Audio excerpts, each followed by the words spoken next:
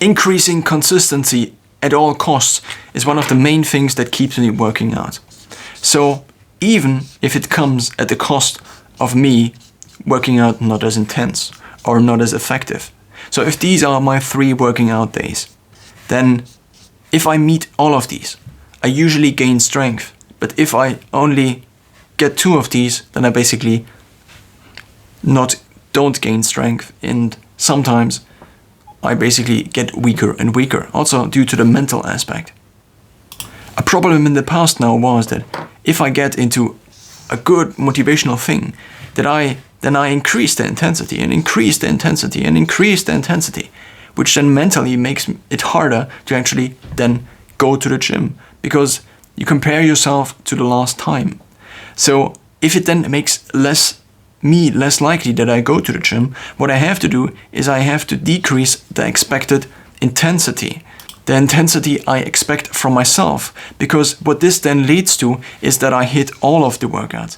And hitting all of the workouts in my eyes is much more important than hitting 3 workouts very nicely and adapting the threshold and leveling up again and again and again, not in terms of how much you are able to lift, but how intense and efficient a given workout is.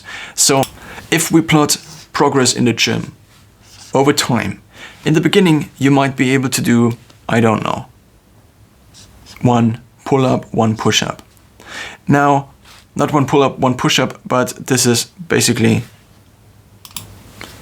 time called T, and this is the amount called A. Now it's 1 and 1.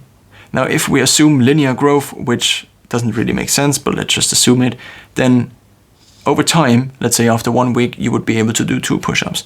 Then after 1 week, you would be able to do 3, and so on and so forth. But now here is the main problem. If you miss one of these single workouts, you don't just stagnate. But usually what happens with me is that I may regress. So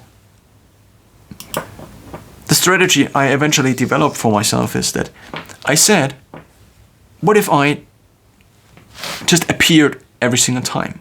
And this is the thing I maximize for. Then the other thing is just a function of this.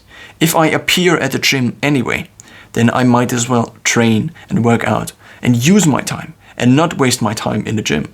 But for this to work, and for your normal motivational drive over time to kick in, you still have to get the workouts in. And the only way I found over time to get the workouts in is whenever I realized that the fear of not hitting the right level in the gym and not performing as well as before, and then feeling demotivated again.